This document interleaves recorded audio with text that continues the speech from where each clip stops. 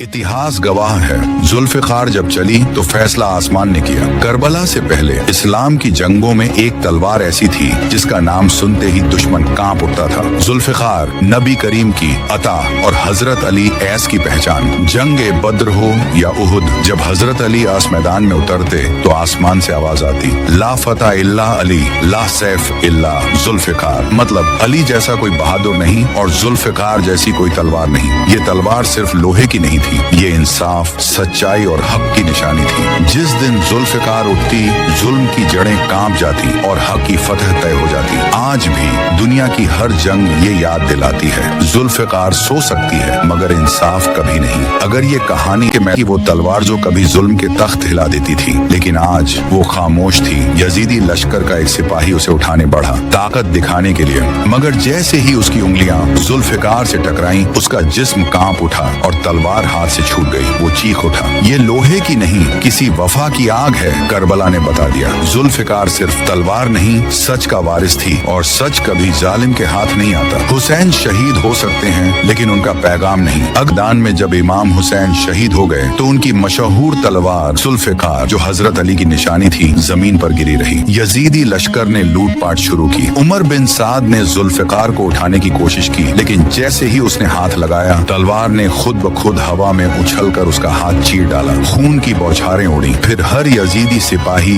एक एक करके तलवार को छूने आया, मगर हर बार जुल्फिकार ने खुद को घुमाकर हमला किया। कहते हैं उस रात तलवार ने 72 बार चमककर आसमान को रोशन किया, ठीक उतनी बार जितने शहीद हुए थे। वो चमक इतनी तेज थी कि यजीदियों को लगा इमाम हुसैन फिर जिंदा हो गए हों। अगले दिन सुबह जब अहले हरम, इमाम की परिवार की महिलाएं मैदान में आईं, तो जुल्फिकार खुद चलकर बीबी ज़ैनब के कदमों में आ गिरी। बीबी ने जैसे ही उसे उठाया, तलवार ने खून के आंसू टपकाए। हाँ, लोहे की तलवार से खून की बूंदें, वो बूंदें जमीन पर गिरकर लाल गुलाब बन गईं, जो आज भी करबला में गुले हुसैनी कहलाते हैं। यजीदियों ने तलवार को दफन करने की कोशिश की, मगर हर बार वो जमीन फटकर बाहर आ जाती। आखिर में वो तलवार गायब हो गई। कहते हैं वो अभी भी इमाम ज़माना के पास है और कयामत के दिन फिर लड़ेगी। अगर ये वफा आपके दिल को छू गई तो कमेंट में लिखो लबैक या हुसैन।